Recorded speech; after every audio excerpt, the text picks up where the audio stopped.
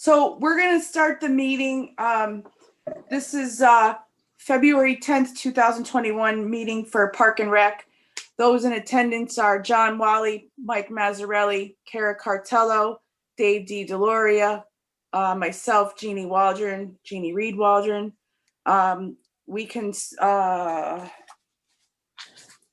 Just a disclaimer, this meeting is open to the public. Anyone who would wish to join could have joined through our Zoom.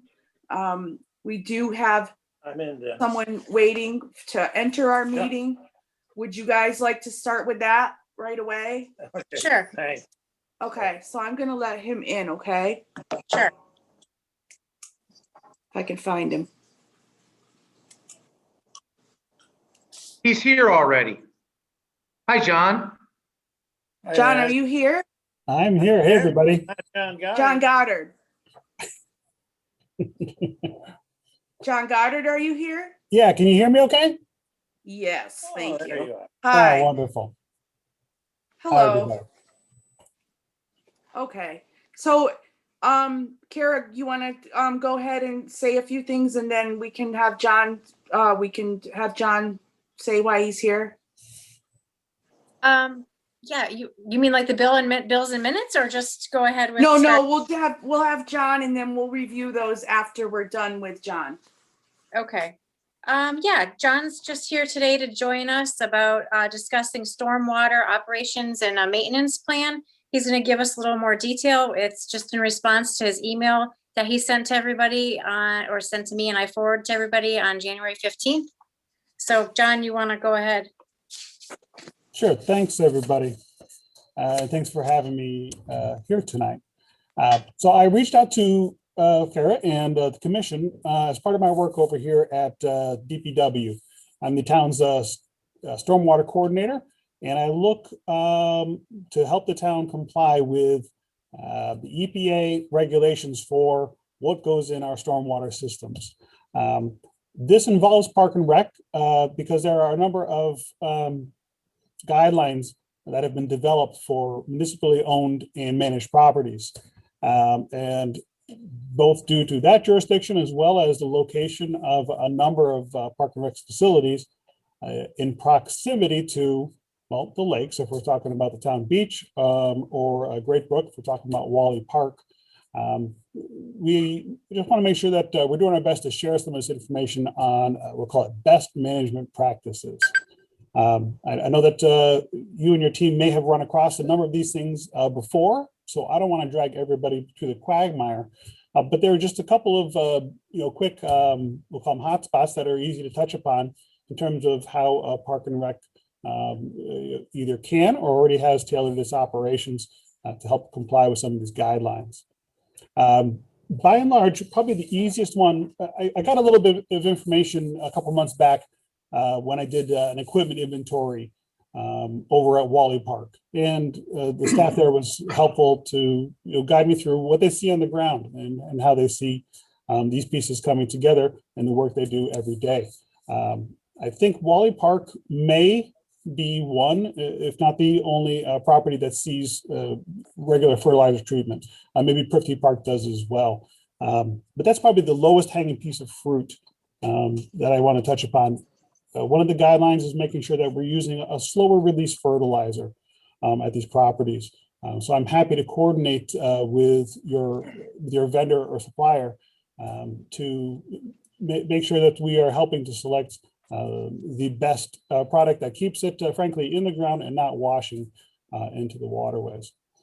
Other bits and pieces from that operation and maintenance plan relate to how trash is managed, making sure it's getting picked up. If there's dumpsters that are maintained at any of these properties, that they're not leaking out onto the ground, and that equipment is being washed off over paved surfaces. When you're blowing off the decks for mowers, that should be done over for grassed areas.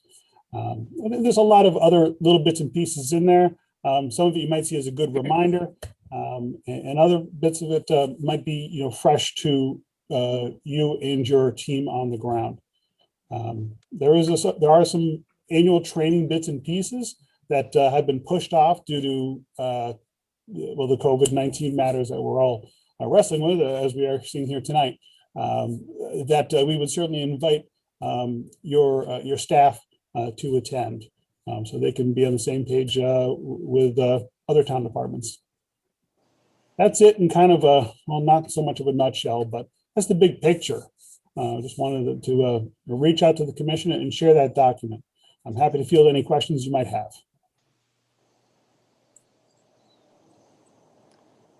Are you asking? Oh, I just wanted to know if you were asking us to put something together to tell you what our plans are with some of the things you just said, or are you making us aware of this, that we need to be cognizant of this when we are ordering our fertilizer, dumping our trash, that kind of thing? That's a great question. This is more of an awareness thing. You know, I don't think we have to rise to the level of sophistication of having this, you know, back and forth checks and balances. But I wanted to try to grab you, you know, during these winter months. I know that contracts are put into place as early as possible to get the best pricing. But certainly wanted to be able to field any concerns or questions that come from the commission, because I know that you know, the care of these properties is very important for the town. My job isn't to get in the way of that, but make sure we're at least tailoring our work to try to dovetail nicely. Okay, thank you.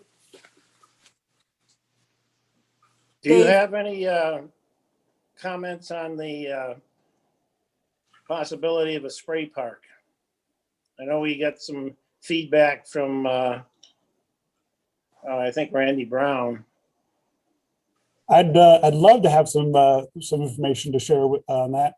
You know, at this particular location, John, would that be over at Wally Park where that would be set up, or is there a different location? Yeah. We're talking about the difference between just spraying water and recirculating water. Right. And the associated problems. One being the amount of water used if it wasn't recirculated, and the cleanliness of it if it was. Sure, it's a double-edged sword.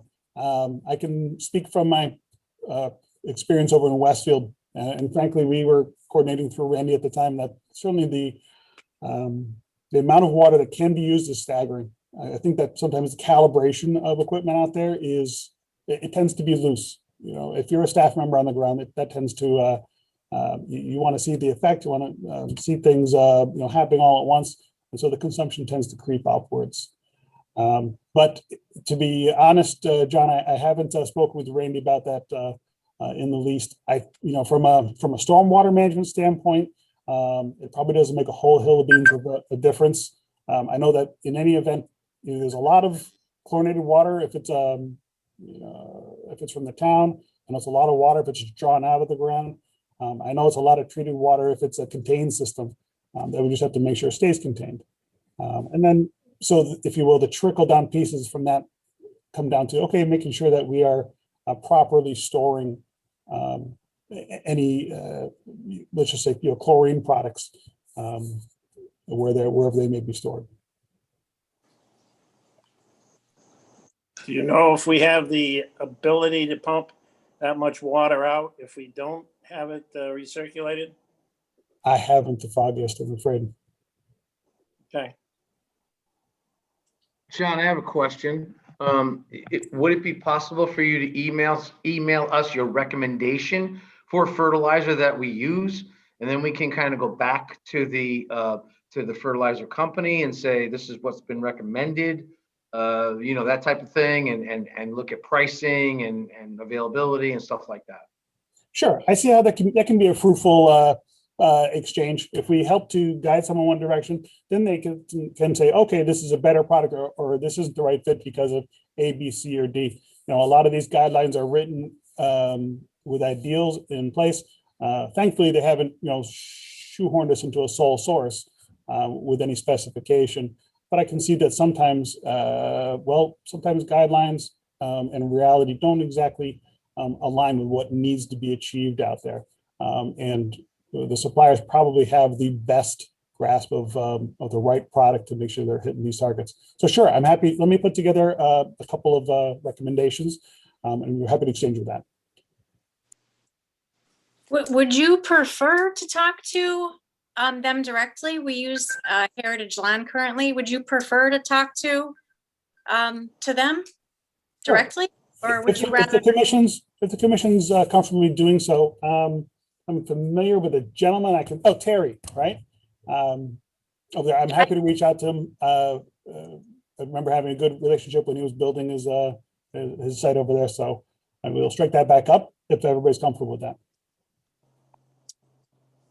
Do you guys mind? I mean, it might, skip the middleman. John Goddard knows exactly what he's talking about and what he needs. And Heritage, uses the same products year after year. So maybe it'd just be easier to communicate directly. But if you guys don't want that, that's fine with me too. He could also That just. seems like a good idea. Yeah, I Very agree. nice. Why should we be involved?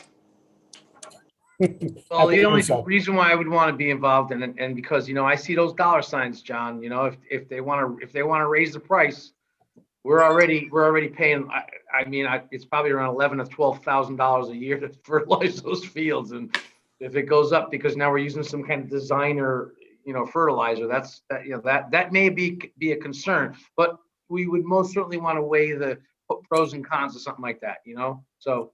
We weren't suggesting that he finalize it. You just tell them, give them some ideas of what they want, and then they can bid it. In the end, we're gonna have to finally accept the bid. So John Goddard, so what I can do is I can contact them and give them your phone number and ask that they call you or vice versa, but I'll just call him and let him know what we were talking about and what's going on, and that either he can call you or you can call him. Is that okay? Or email? Sure, that's perfectly fine. I'll send over some contact information since, well, I'm in the office at the moment, but seldom, I guess, found here, right? So that works out great. Okay, then why don't we do that? And if anything else, obviously you'll contact us and I can contact the board or whatever. Okay. And maybe his products he's using now are fine. You never know. And the price won't go up. I'll keep my fingers crossed for you. Okay. Thank you. Thanks, everybody. So we're good with John, and we can kind of revisit this in another meeting, another couple meetings, depending on what information we receive. Sounds good. Okay. Sounds good. Okay. Thank you, John. John Goddard. Thank you. Too. Thank you. Thanks, John. All right. So we are on to approving minutes. Yes. Yes. Okay. These were from our meeting dated December 9th, 2020. Does anybody I wasn't there because Mazza didn't remind me. Oh yeah, it says you weren't here. Yeah, now on his electronic calendar. So whenever we have a meeting, I have to call him 2 hours. Oh jeez. Before and 15 minutes before that. So it gets a little crazy. You can handle it, Maz. Was there any concern with the minutes, you guys, that were here and read them? I took a look at it. They look fine. Okay. So we can all vote to approve the minutes. I'll make a motion to approve them. Okay, Dave DeLoria, motions to approve the minutes, second motion. I would second that motion. Absolutely. Okay. Dave DeLoria, how do you vote? I approve them. Okay, Mike Mass Yeah. and myself, Jeannie Waldron, approve the minutes for December 9th, 2020. Moving on. Go for it, Kara. So budget review. Oh boy. So the tentative, it's not 100% the date, but they're pretty sure. They just have to discuss it in a meeting. March 6th it's a Saturday at 10:40 a.m. Park and Rec is scheduled to be up for the budget review. I emailed everybody what I submitted. I don't know if you want me to tell you the large items that we included this year, which, let me grab my paperwork. Which was a crosswalk system for Depot Street Rail Trail Crossing for $22,875. Included was also Wally Park Lawn Care Fertilizer for $17,681, and then Eversource Electric to help pay some of the electric bill at the park in the summer for $5,000. So those are the three items we put on for this year. We got a quote for the crosswalk system. What is a crosswalk system? Yeah, So do they have one at 57 or is that Jeannie Yes. or not? Yes, They it have is. light on 57. What? A light? Well, Like, it's more of, it would be more of a system that alerts pedestrians and alerts drivers to that there is a crosswalk and and that there's traffic coming to and fro. And then and what happens is it's a series of it lights up a sign, kind of like a yield sign that alerts both traffic and pedestrians of the crosswalk and the potential for people crossing, kind of thing. It doesn't actually, and Kara, correct me if I'm wrong, but it doesn't actually stop traffic. It's more of an alert type kind of system because of the problems we've had in the past where we've had, an example would be the bikers that have a tendency to go right through without looking. And then we also have the vehicles that aren't necessarily stopping at the crosswalk. They're kind of rolling through it and things like that.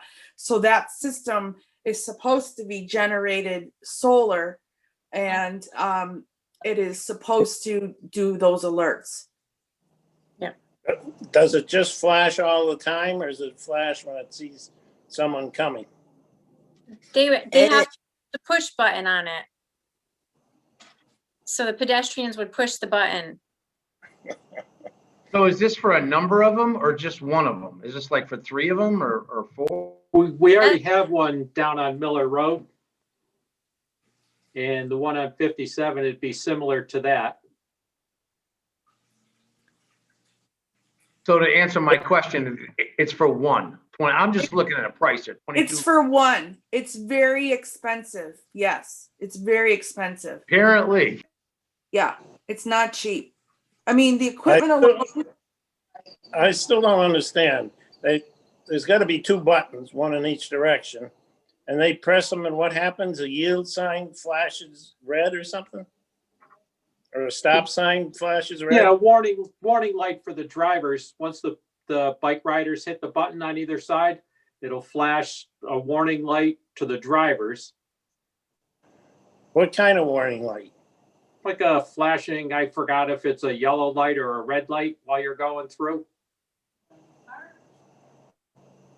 You really think that's going to do any good? Well, by law, there is a stop sign there in all directions. So you're breaking the law to begin with, number one, which we know. I mean, I got stopped there recently for rolling through, even though I swear I stopped. So, That's what everybody says. Well, yeah, of course they do, but I swear that I did. But anyway, in all seriousness, I mean, the law is to stop. The problem is that people like me who swear they who swore they stop. It's trying to prevent that. It's trying to also prevent the pedestrians who are using that crosswalk come down that more so from the south side coming north because most of the time it's like the bikers that are using that and then they don't stop to come through, and because they're supposed to stop as well. So it's not that there's a stop sign per se or a stop light per se like we have on 57. It's supposed to be a warning and a yield kind of thing, and then the traffic is supposed to stop because there is a stop sign. My prediction is it makes the situation worse. How so? If I'm driving down there and the light's not blinking, I figure no one's coming, why stop? Because it's a stop sign. I know you're supposed to, I'm just saying, to me, I think it'll make the situation worse. Once they find out if someone's standing there waiting, like they can't see them, and the light's not flashing,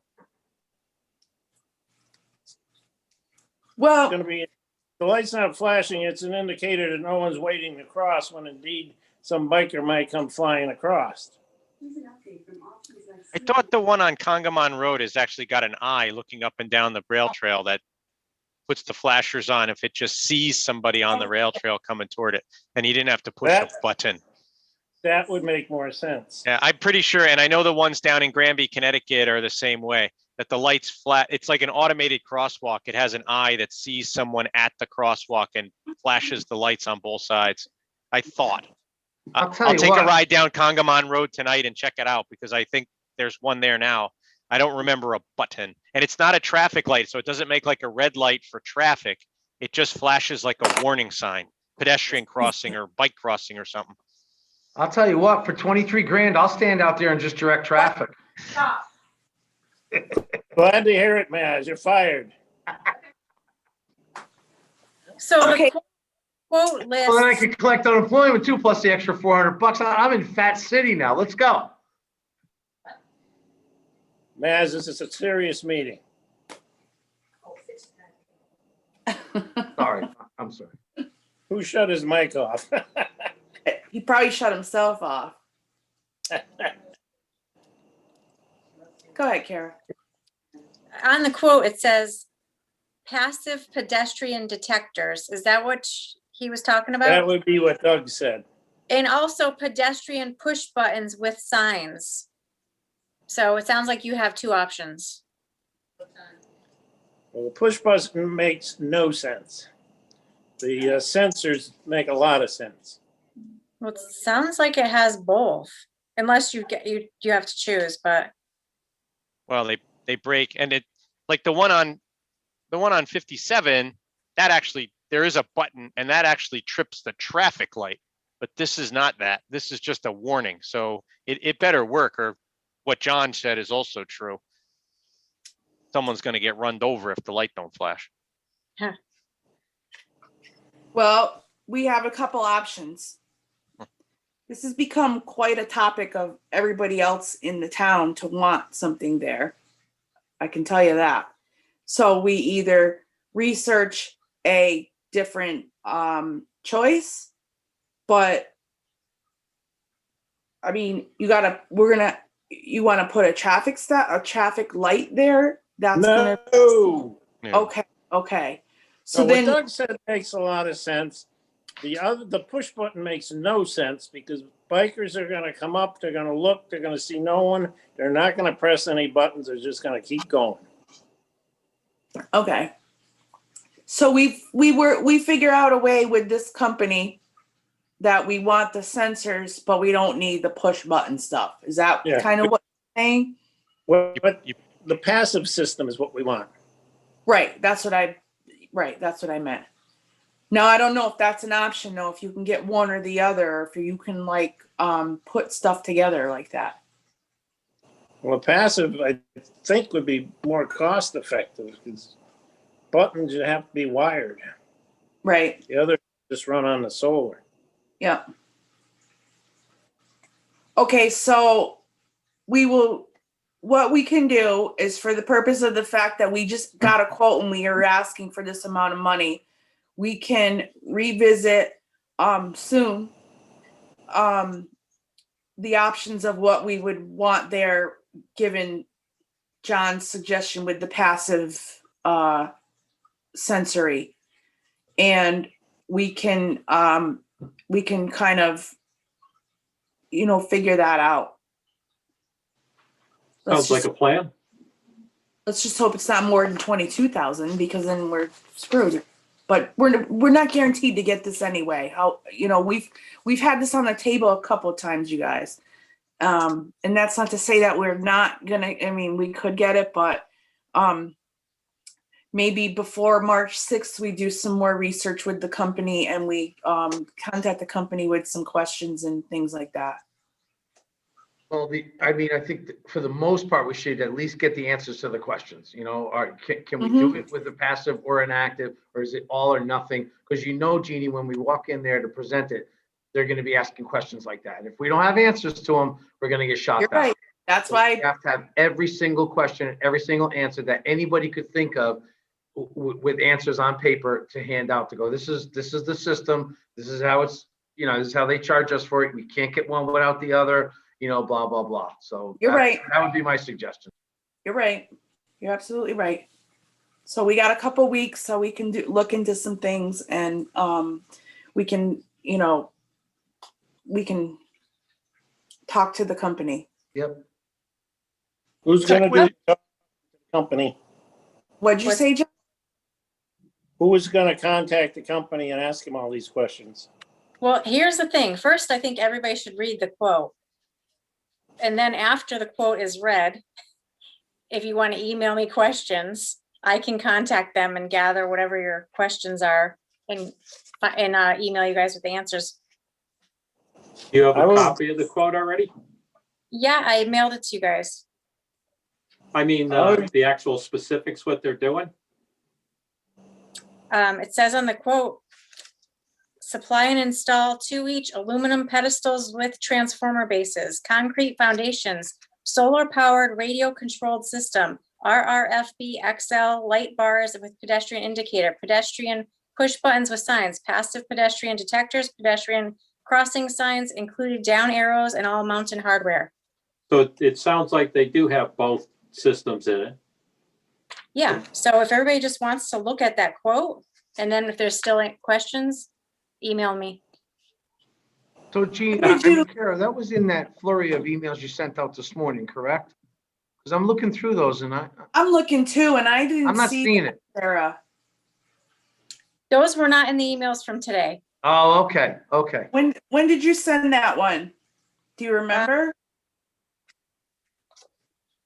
I don't have the exact date. I can go and send it again. Okay. Could you please, just for the sake of us all being on the same page? Yeah, sure. Sorry, I know I didn't read it because I don't have it printed out here in front of me. So I could have missed it though. So my Okay. apologies. Me too. I'm looking, I can't find it. So yeah, if you could resend that, Kara, that would make it easier. Thanks. Okay. Okay. All right. Okay. Okay, so what else on the budget?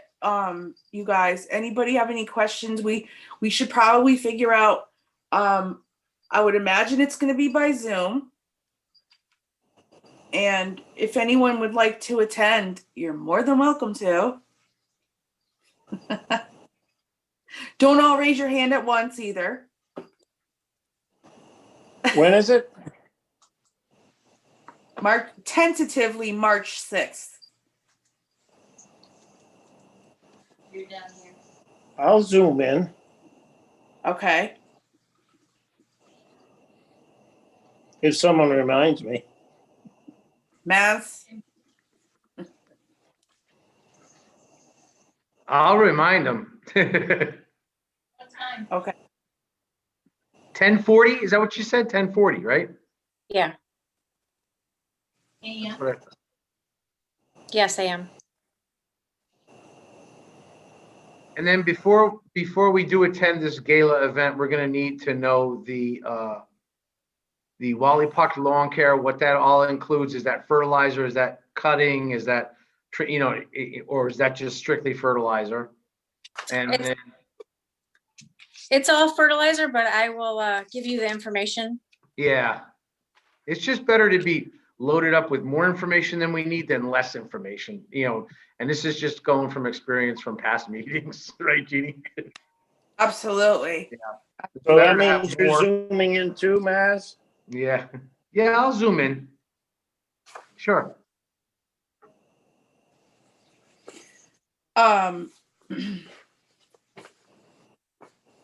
So we know, so yeah, lawn care. And I think Kara, when you said that, that's basically just gonna be breaking down how we get 3 to 4 applications, what it's for, blah, blah, blah, correct? Yep. Yep. And then the Yeah. electricity's easy. We've gone over that before with them, so Yeah. that's not a big deal. Our big thing with that is we have the $1,000 demand per month when it's turned on or used. We are asking to kind of help offset that cost, Right. correct? Yes. Okay. Is there anything else that for the budget hearing that we should know, want to discuss, anything like that?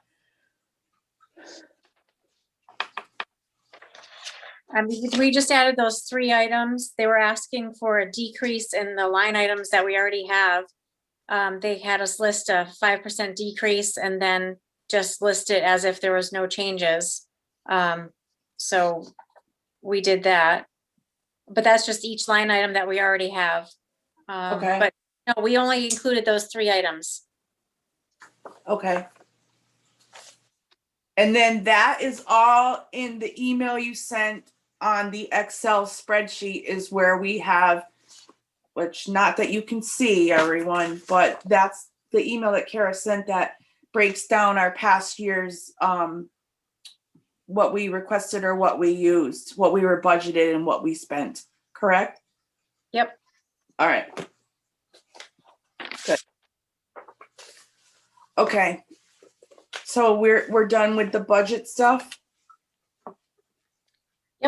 I think so, unless anybody has questions. It's gonna be interesting, so Are who you knows going- what could Are you happen going, with it. Jeannie? Pardon me? Are you gonna go? I'm going to torture myself by going, yes, I will be there. Yep, Well, us, yeah. I just want backup. That's all. Yeah, I will. Okay, All right, we can move on? absolutely. All right. I don't have anything new for Rail Trail. I wasn't sure if anybody had anything, but there's nothing really new going on. There's snow on the trail. Yeah, I haven't gotten any calls from Brooks. One thing we might want to think about is last fall and during the summer, I was seeing quite a few of those electric bikes on the trail. I don't have a problem with them, but some of them really go zipping along through there, especially when there's a lot of people. I don't know if we have any kind of rules as far as those. I'm sure we don't, but I think that's something we should probably think about at some point.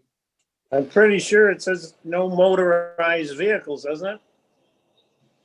Yeah, but it doesn't keep the motorcycles off either. I called 3 times when I was on the trail in the fall with motorcycles out there. An electric bike is no different than a motorcycle. It's a motorized vehicle. Well, maybe we should do something, think about getting signs or something else for it, to post it at least. We I could, can talk to the friends group because they're always pretty good about buying signs and see what they think about that. I mean, I'm sure I can, if we don't want to get signs, they're always more than willing to kick in things. You know how much I hate signs. Yeah, I know. oh, we know. So we're probably lucky you're not on the rail trail that much, John. I think no motorized vehicles kind of takes care of it. But then what happens is it has to be enforced by pretty much by law enforcement though, right? Yeah, I've called so many times and gotten pictures and send them in, but I don't think Yeah. they're fast enough to catch anybody. That They is can just stand there. probably not a priority either. They You know can what I mean? stand there at Depot Street and say, hey, that's a motorized vehicle, get out of here. Mm-hmm. When Mike is there Get the working, message out. Pardon? Is- when Maz is there working on Depot Street, he can take care of them. That would do it. That's Give 'em a gonna add to badge. the 22,858 though, I'm telling you right now. That's gonna bring it way up. We'll give you a badge, Maz. How about some pinstripe pants and a hat? Then I'll do it. But that's the only thing I had with the rail trail. Okay.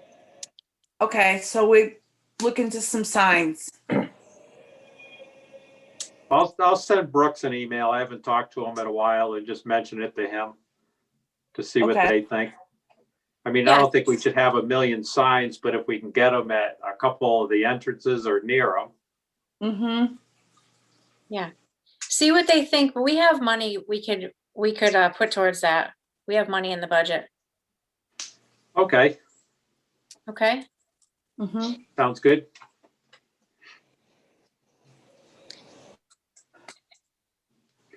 Okay, so that's it for rail trail? Did you hear from our mower guy? Is he back at all, Tyler? Or is you haven't heard anything? Yeah, no, he came back at the end of the fall and asked if we need any help, and at that time, we were all set. Pat was doing it. And he just said if we need anything before spring to let him know. So I'll be in touch with him probably this month, next month. Okay, But oh, that's unless he goes away again, we should be all set. okay, sounds good. Okay. All right, so Wally Park. I don't have anything new on Wally Park. Also, just the John Goddard stormwater. Spray park.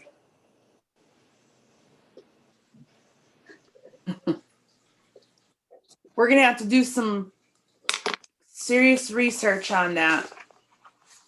I think we should bid it out both ways and get the full rates for the non-containerized and the price. Of course, it would be on the circulating one. Part of it would have to be a large tank and some sort of chemical treatment for it. This is gonna cost us a fortune in the long run, having somebody do water samples and just maintaining the thing, no? Only if it's a contained thing.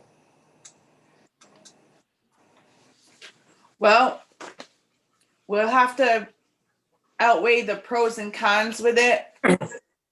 It's gonna require some, you're gonna have to put together a pretty decent presentation when you start asking folks for, however we're going to finance it.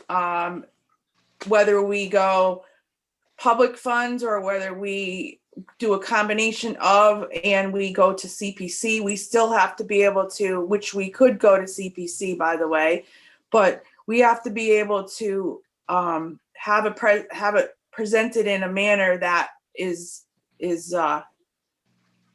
where we have to have all our bases covered. Basically, we can't just walk in there and say we want a spray park. I mean, obviously, I know we're not going to do that, but we have to be able to back what we say with it and the need for it and all that. Kara did send me an email from back in the day in 2015 when we had talked about it before, and Randy Brown had sent an email with concerns at that time. So I do have it somewhere. Of course, I can't find it right now, but remember when you asked John earlier, when you asked John Goddard about what did Randy say about the spray park, there was some questions he had. Oh, One of the questions is the total amount of water they can suck out of the ground. yeah. Why we wanna know- would first have to get a quote and an estimate of the gallons per minute, and talk with other towns relative to the amount of use they get. Right. But Yeah. the reason I'm kind of passionate about a spray park is if you go up to the park when it's 90 degrees and muggy, there's no one there. Right. And if you had a I'm- spray park, the place would be crowded. They'd be on the monkey bars and they'd run over and get sprayed a little bit. Right. do I some agree with you. swinging, Whatever. Can I Yeah. ask a question? Go ahead. Is it possible to think about in a hybrid of that? Because right now we've got a water ban, right? And we're at about capacity of what we can pull out of the ground. But is it possible to get the best of both worlds by having a single-use system, but you recover the water and then use it for irrigation on your fields? So instead of having a tank and chlorinating and pumping it back into the spray park, you could have a huge tank in the ground that you save the water out of the spray park and then pump it onto the fields at night or in the morning. And then you get the bang for your buck out of the water twice without having a treatment. It would be worth checking too. It'd probably cut down some of the long-term maintenance costs. Good idea. I like it. You know, Yeah. it's recycle and reuse, right? Yeah. There's another project potentially that we were talking about this for a large water user that to recover the water and or they would be a very high water consumer at peak hours, and they were talking about pumping water in off hours and then using it during their peak to take the pressure off the water system. So that got me thinking for something like this too, you would have high consumption when you used it, but then you could reuse that water and put it back on the fields and you wouldn't have to treat it. Sounds like a capital idea. I don't What know. you would do is you would have a huge tank, which you would pump all the irrigation water out of. Right. You would have that water go into it, and you would have some sort of a float system. And when it went low, the wells would pump it into the tank instead of into the system. Exactly. Okay. It's not like there's no room to put a tank at Wally Park, right? There's plenty of room. Plenty of places to put it. Right. I actually thought about that, John, when I think it's over at by the inn, there's a huge reservoir, if you will, under the parking lot for something, right? It's almost a buried lake.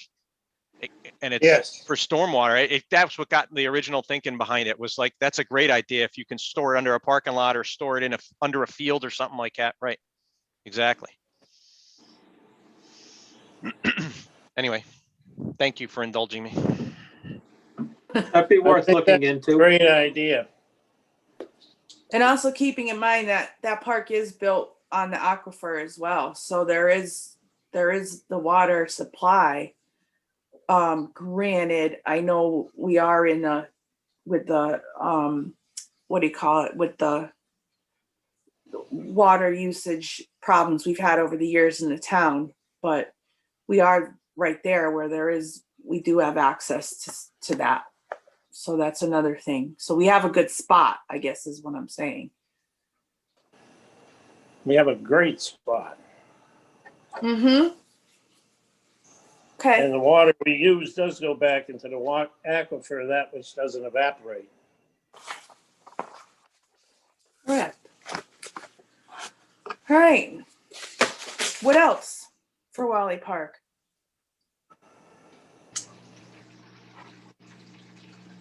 Have we had any issues with the barriers? Any complaints? No, but the first week they were put up because of snow. I got telephone calls asking when they were going to be taking down. And that same week we had a forecast for snow on the weekend. So I said to them, it doesn't really make sense to take them down for 2 days and then put them back up for the weekend. So I don't think that's what Park and Rec had in mind.